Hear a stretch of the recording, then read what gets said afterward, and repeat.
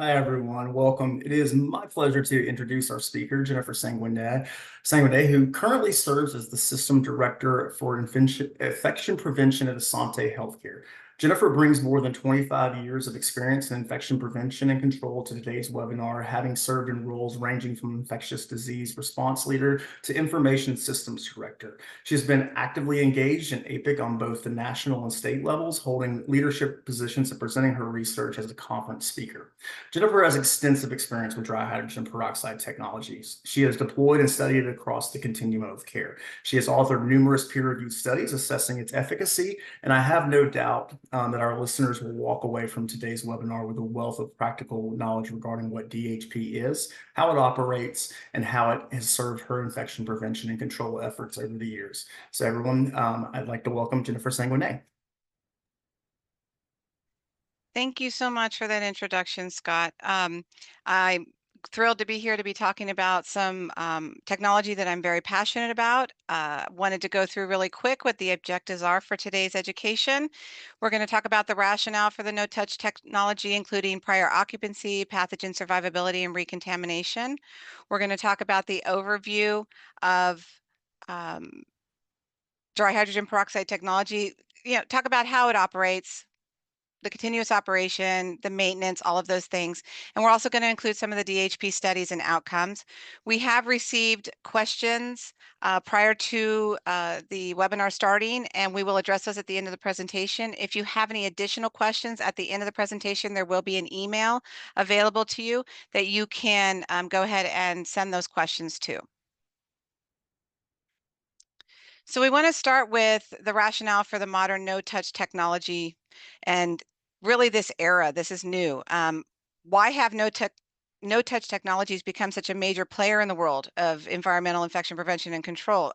The answer really lies in about three things. One is the evidence demonstrating the limitations of manual cleaning.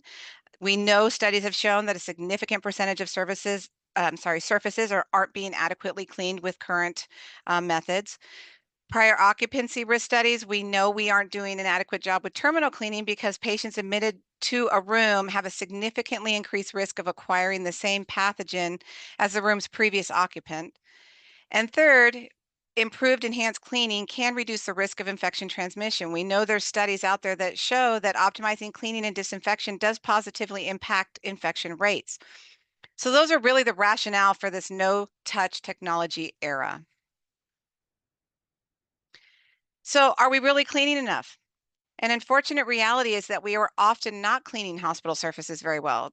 This graph compiles cleaning efficacy data from a number of studies in multiple hospitals. Using covert fluorescent markers on over 110,000 surfaces, the researchers documented actual cleaning accomplished versus the expected cleaning based on the relevant location's cleaning protocol. They found a mean success rate of, wait for it, 32%. So clearly there's a lot of room for improvement.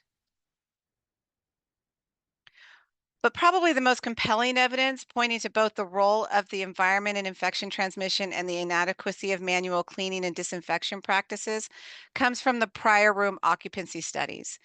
This 2015 meta-analysis of studies looking at the issue found that overall, patients admitted to a room previously occupied by a patient with a multi-drug resistant pathogen were on average twice as likely to acquire that same pathogen as were patients admitted to a room in which the previous occupant had not had that pathogen.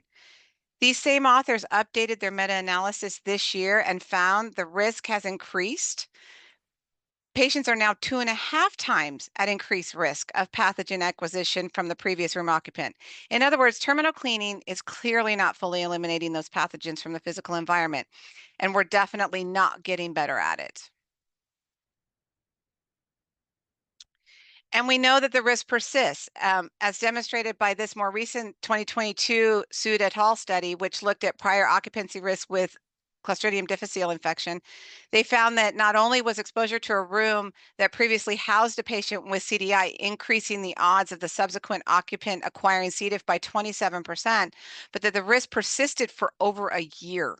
And the impact of each day of exposure to a contaminated room was similar to the impact of exposure to other infected patients in a particular unit. One of the most well-known exacerbating factors is pathogen survivability. I know as IPs that we've all talked about this ad nauseum. We know that many clinically relevant pathogens can survive for extended periods of time in the environment. So if they are missed during the cleaning process, we can't assume they'll naturally die off shortly thereafter. On the contrary, some like Campylobacter can survive for days, while others like C. diff can survive for months, like we just talked about, and even up to a year in spore form.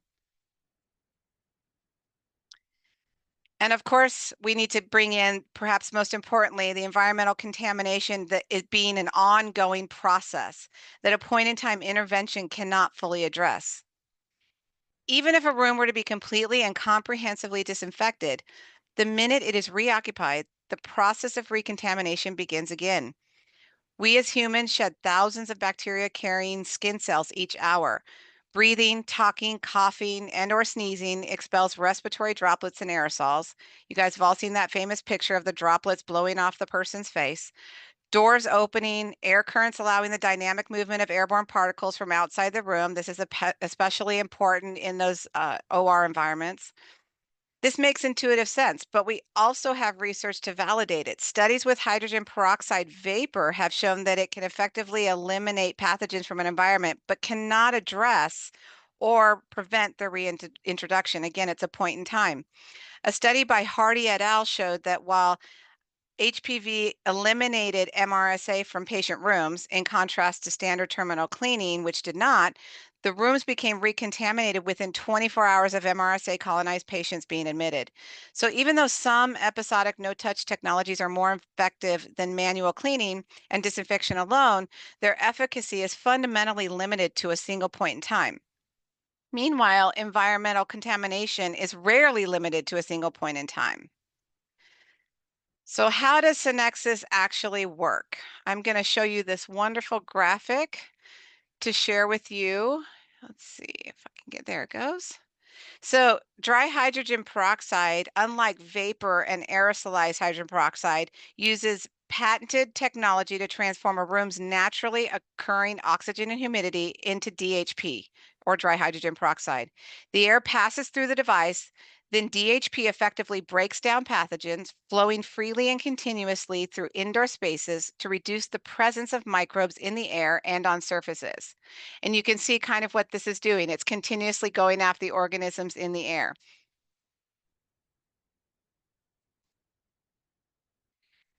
And there are a couple different solutions. One is the blade, another is the sphere, and then the third one is the Sentry XL. From my previous facility, we chose to do a hybrid method for a couple of reasons. One is for the blades, it takes up no space in the room. It's not going to walk away, meaning it won't disappear within your facility somewhere. Once it's installed, it requires minimal maintenance every 6 months. It doesn't have to be turned on. There's no staff intervention. You don't have to have somebody remember to turn it on or keep checking to make sure that it is on. The second type is in the middle, that's the sphere. The sphere can either be mounted on a wall or mounted onto mobile carts for safety. That's what we chose to do at my previous facility. We had both. They're easily moved about for mobility. We chose to put actual AirTag trackers on them to make sure that we knew where they were in the building. And what's nice about the spheres is they're easy to deploy quickly to any room, such as for things like lice, cockroaches, maggots. My IP friends will appreciate this. You get the picture. Last but not least is the Sentry, and the Sentries are ideal for large rooms such as high congregating areas like waiting rooms and high exchange areas like the ORs.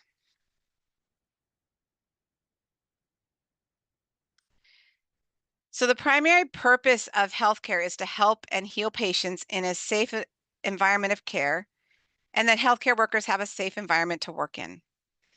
The Synexis DHP actually does address that in every workspace you can imagine. Another anecdotal benefit, at least in my experience, was related to helicopters and for C. difficile.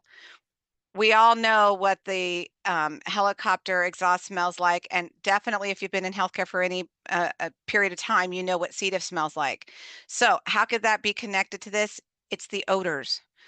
Once deployed, in my previous facility, the staff were happy to report that there was a reduction in the odors from the helicopter pad. We had a helicopter pad on one of the towers, and it reduced that exhaust smell. They didn't smell it anymore. Not to mention the obnoxious odor of C. diff or yesterday's lunch that was eliminated in areas where they were deployed.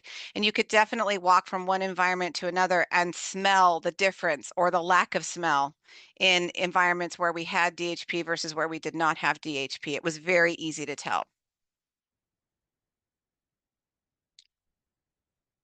So what's the difference? Other competitors that I personally have researched do not have all of these things. They fight viruses, bacteria, mold, odors in the air and on surfaces. Um, there are now 13 peer-reviewed published studies, which I have been a part of some of those. It continuously flows through any occupied indoor space, and what that means is anywhere the air goes, it goes. There's zero ozone emissions, and it mitigates microbes in real time at the point of risk. So other technologies may be able to do one or two of these things, but not all of them. Another important factor is about the system maintenance and installation. A Synexis expert actually will come and assess the space being considered. So if you want them to come look at your space, they can do that for you. The spheres and Sentry, you turn it on, you don't have to touch it for 6 months. It uses regular outlets. For the blades, it does require some installation in the HVAC. It gets turned on, and then again, there's no need to touch it for 6 months. And then the filters and sails for all are changed out every 6 months, and the bulbs are changed out every 2 years. So before we talk about some of the clinical data, I wanted to just take a look at some of the specific pathogen-specific data that's super impressive. This is the lab data. And it's important to point out here that not only have these tests been conducted by independent third-party labs, but they've been conducted in large real-life spaces. Many may not be aware, but it's relevant because a large number of other technologies conduct this kind of research in controlled or small box-like chambers that don't replicate the real-world environment in which the technology is going to be used. So it was really important from my perspective to make sure that whatever we were doing with employees and patients moving about in real environments and not just to a lab environment. But you can see here, I mean, it's 98 to 99% reduction in, up to a couple of hours. And then for VRE, it was about 6 hours that they studied. But those, COVID and flu, those are going around right now. And it's like 98 to 99% very, very quickly. So getting into some of the published data, this study is about my previous work, and we chose to place the blades, the HVAC unit, into 4 areas. It was a cardiovascular trauma unit, pediatric ER, adult oncology, and a pediatric ICU. The choice of departments for install were made to give a good cross-section of the facility because we were truly going to study the equipment. And not only did we choose multiple departments, we also chose multiple surfaces and air for testing, including hard and soft surfaces within the patient environment. The effective DHP showed a 96.5% reduction in the average number of bacteria from the samples collected. The beauty of research is that sometimes you learn more about a product or process than you thought you would. We certainly did with this. We learned that by including a 5th department, which was our trauma surgical unit, which shared the HVAC system with the CVTU, where we actually had it installed, it was found to have almost the same effects from the DHP as the cardiovascular trauma unit. Meaning, again, wherever the air goes, dry hydrogen peroxide goes. The future installation was then easily scalable by adding additional blades and spheres. The availability to scale is pretty much endless. My previous facility has added this into the medical surgical, the ICUs, and the neonatal intensive care unit. This was another one specific to the privacy curtains because most of us as infection preventionists, soft surfaces are the bane of our existence. The nice thing about dry hydrogen peroxide, though, is just from the scientific standpoint, the static electricity that attracts microbes also attracts the dry hydrogen peroxide, thereby killing off the microbes. It's pretty much bringing in the hatchet at the same time it brings in the microbe. The DHP shows that steady state of reduction of greater than 99%. However, you might see that there's also the bump between day 7 and this is day 7 and day 28.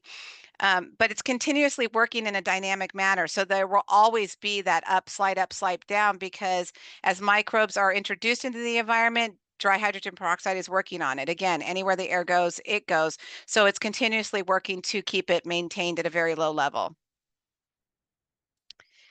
This one was, we were looking at C. auris. It was a hospital-targeted organism that we're all pretty much aware of now due to the high morbidity and mortality. So in collaboration with my previous team, we studied the effect of dry hydrogen peroxide on Candida auris. This particular study included PCR surveillance testing of patients for Candida auris before and after placement of dry hydrogen peroxide. It was a small study, but it was presented at SHEA in 2023 as a poster. You can still see that the effect, even though it was small, that it was statistically significant.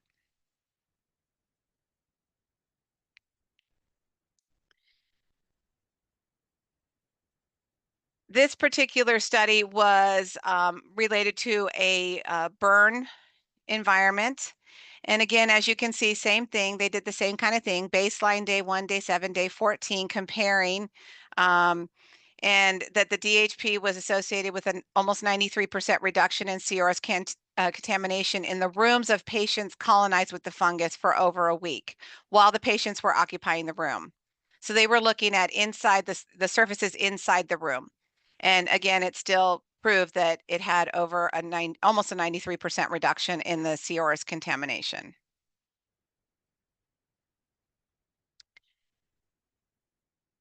As you all know, multiple variables can influence HAI risk. A quote, clean environment does not eliminate all of that risk, as we all know. Synexis understands this and is very conservative when making HAI reduction claims, as you've noticed. It's not been said that they're reducing the organism, they're reducing the risk of a particular organism. However, in this study, the third-party statistical analysis firm hired by the principal investigator, and by the way, this one was the pediatric oncology hospital, hired by the PI, found that DHP deployment was associated with a statistically significant reduction in HAI risk. Even though this is an international facility, I do want to point out that the hospital is following all NHSN and CDC protocols and definitions. Specifically, patients in rooms with dry hydrogen peroxide were 61.4% less likely to develop an HAI than those in rooms without DHP. Further, use of the DHP was associated with a statistically significant reduction in C. difficile associated gastroenteritis. Again, this is in a pediatric oncology hospital. So while no one factor, no touch technologies included, can completely eliminate HAI risk, these investigators clearly demonstrated that the dry hydrogen peroxide significantly impacts what we know is the substantial risk associated with the healthcare physical environment.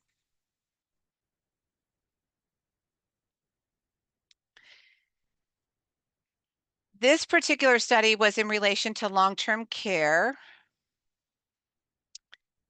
And this one was specific, pointing out that Unit A, which did not have DHP, was 67% attack rate, while Memory Lane unit, which did have DHP, was a 0, despite sharing the same staff and the HVAC system. There were 2 staff members that had COVID, and they were tracing that. That's what this study was about.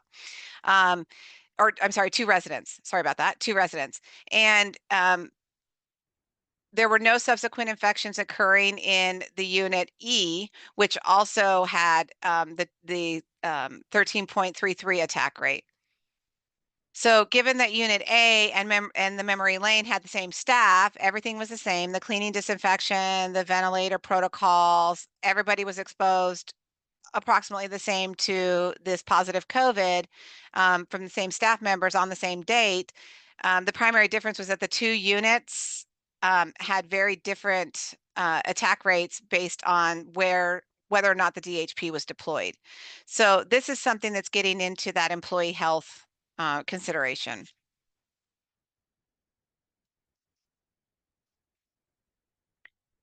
So, talking about pandemics and future outbreaks, we've all just been through a massive pandemic. So, wanted to be sure to include some of this information for you all, specifically SARS, COVID-2. It's important to remember that in infection prevention and control, that we're not just trying to limit risk from known threats, but also to be prepared for unknown ones. Having a solution in place that addresses a broad spectrum of microbial threats around the clock is a built-in contingency plan for future outbreaks, epidemics, and pandemics. Unlike the episodic no-touch technologies, continuous solutions like dry hydrogen peroxide are working to address those threats before we even know about them. We learned a lot of lessons from COVID pandemic. Arguably, one of the most important was the value of being proactive, and DHP allows us to put that particular lesson to use.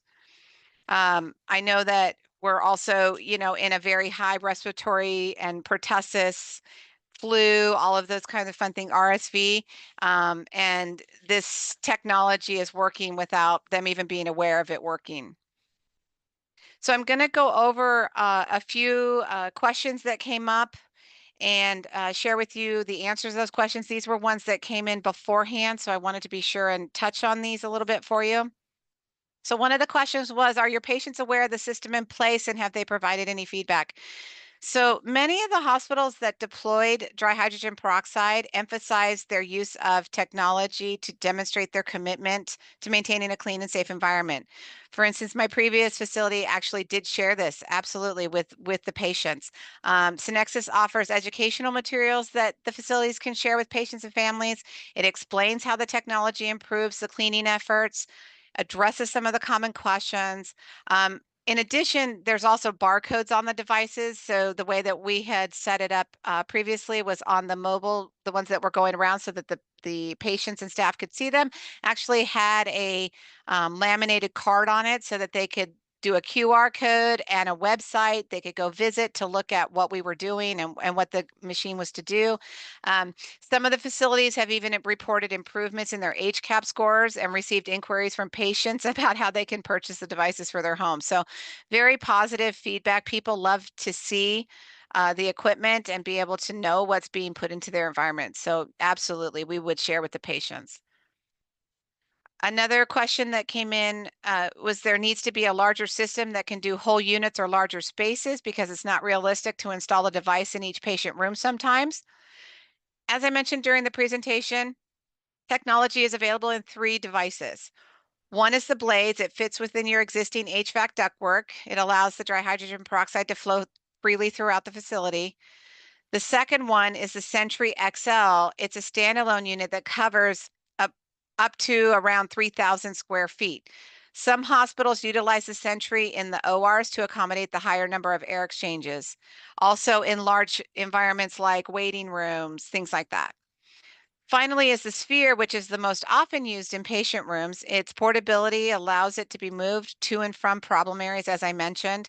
The Synexis field team, they're great partners. They will come out and sit with you, your administration, your infection prevention, whoever needs to be part of that conversation to assess your facility, actually walk the space to make sure that what they're saying is not based on some old drawings or things like that, or based on just, hypotheticals. They really do want to come walk the space with you and help address what you need for your areas. It also helps them to determine which devices make the most sense. You have some facilities where that put spheres in each patient room. Others had the blade installed. My previous facility had a combination of both. It really depends on what your facility needs. Somebody put in that they're very interested to see how it works in the field and how we're testing. Um, the testing was really rigorous, and I can tell you the biggest study that we did with my previous study that I did as an IP at my previous study, we did a 3-day baseline microbial testing, and it wasn't even my staff or myself or anybody who worked for the facility doing it. It was an outside company that was not associated with either Synexis or my company. And they actually came in and did the testing. All of the different surfaces, if you go read the study, there was things like the bedside table, the top of the nurse server, the bed railing, things like that. In addition to soft soft surfaces like the curtain, the chairs, some of those things. So it's very rigorous. After we turn it on, then you get to do again, you go from day 0, you go to day 1, on day 1, 2, 3 again, and then day 7, day 14, day 28, and onwards. It was really important to me to see that for ourselves. We sent all of the samples. I actually sealed them and sent them to a third-party lab so that it wasn't even my lab or a lab connected with Synexis. We really wanted to make sure that it was a third-party lab that was providing the results in colony-forming units so that everybody could see the DHP's immediate impact. That's the whole point of it. On a larger scale, as I mentioned, there's a wealth of the peer-reviewed research demonstrating the efficacy across the continuum of care. Something important to know about that research is that in those studies, the use of DHP was the only new infection prevention intervention. We had to be really careful at my previous facility that we weren't adding anything new, and we did not add anything new, so that we could make sure that the impact showing the bioburden reductions could be isolated to the DHP and not being confounded by another intervention, like, for instance, implementing a new hand hygiene campaign and things like that. Another question that came through, does this work on C. diff? Yes, indeed it does. The company has in vitro studies demonstrating the efficacy against C. diff spores. One of the peer-reviewed clinical studies I mentioned already also showed that DHP was associated with a statistically significant 76.4% reduction in C. diff-associated gastroenteritis. That was in the pediatric oncology intensive care unit. So yes, it does work on C. diff, which is phenomenal. Is it safe for patients, staff, children? All of those things. This one's a little bit longer answer. It is safe for all populations. Synexis takes this very seriously and understands how important this issue is. First, I just want to tell you a little bit of the science. We didn't go into too much of the science, but I want to share this one piece with you. The human body produces hydrogen peroxide as part of a series of natural processes called the lactoperoxidase cycle, or LPO cycle.